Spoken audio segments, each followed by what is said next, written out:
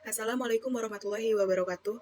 Perkenalkan nama saya Rara Karmila dengan NIM 24043024. Yang saya hormati Ibu Septiana Pratiwi, MKOM selaku dosen pengampu mata kuliah pengantar coding. Di sini saya sudah menampilkan gambar mind mapping yang sudah saya buat.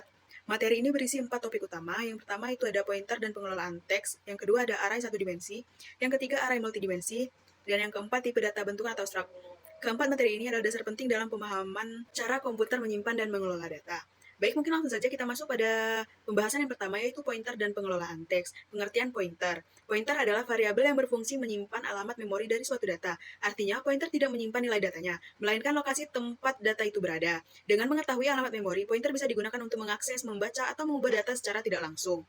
Pointer ke string. String adalah kumpulan karakter yang disimpan secara berurutan di dalam memori. Pointer dapat menunjukkan karakter pertama dari string, sehingga kita bisa membaca teks huruf demi huruf atau mengubahnya melalui alamat tersebut. Pointer dan array. Pointer sangat berhubungan dengan array karena nama array sebenarnya merujuk ke elemen pertamanya. Itulah mengapa banyak operasi array dapat dilakukan menggunakan pointer, seperti berpindah ke elemen berikutnya dengan hanya menggeser alamat memori. Fungsi-fungsi pengelolaan teks. Pointer banyak digunakan untuk menghitung panjang teks, menyalin teks ke lokasi lain, membandingkan dua teks, menggabungkan dua teks menjadi satu. Semua proses itu berjalan dengan mengakses karakter melalui alamat memori tempat teks disimpan. Deklarasi dan penggunaan. Sebelum menggunakan pointer, kita harus menentukan tipe datanya terlebih dahulu. Pointer biasanya digunakan ketika kita ingin bekerja langsung dengan alamat memori agar pengolahan teks atau data menjadi lebih cepat dan efisien.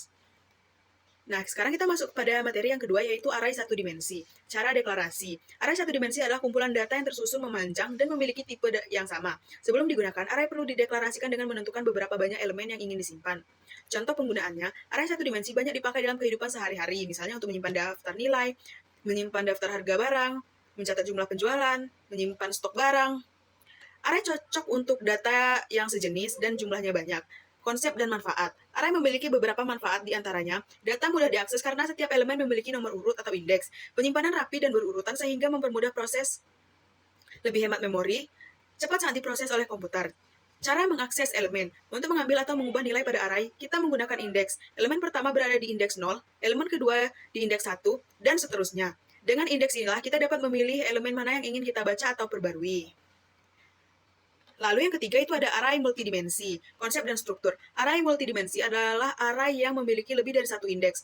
Bentuk yang paling sering digunakan adalah array dua dimensi yang tersusun seperti tabel, yaitu baris dan kolom. Cara mengakses baris dan kolom untuk mengakses data array dua dimensi, kita menggunakan dua indeks. Yang pertama indeks baris, yang kedua indeks kolom. Dengan cara itu, kita bisa memilih data di posisi tertentu dalam tabel, misalnya memilih data di baris kedua kolom ketiga.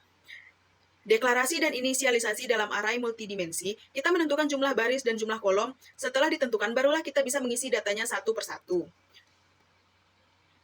Contoh program sederhana, array multidimensi bisa digunakan untuk mencetak tabel data, menjumlahkan nilai per baris atau kolom, mencari data tertentu di dalam tabel. Array ini cocok digunakan untuk data visual seperti tabel nilai, peta permainan, grafik sederhana, dan data bentuk grid dan lainnya. Nah, materi yang terakhir, yang keempat, yaitu tipe data bentukan atau struct. Pengertian struct. Struct adalah tipe data yang kita buat sendiri untuk menyimpan beberapa informasi yang berbeda dalam satu wadah. Jika array hanya menyimpan data dengan tipe yang sama, struct dapat menyimpan berbagai macam tipe sekaligus. Cara membuat dan mendeklarasikan. Pertama, kita menentukan nama struct dan daftar informasi apa saja yang ingin dimasukkan, misalnya nama, umur, jenis barang, stok, harga, dan sebagainya. Setelah itu, kita dapat membuat variabel struct untuk menyimpan data lengkap berdasarkan struktur tersebut.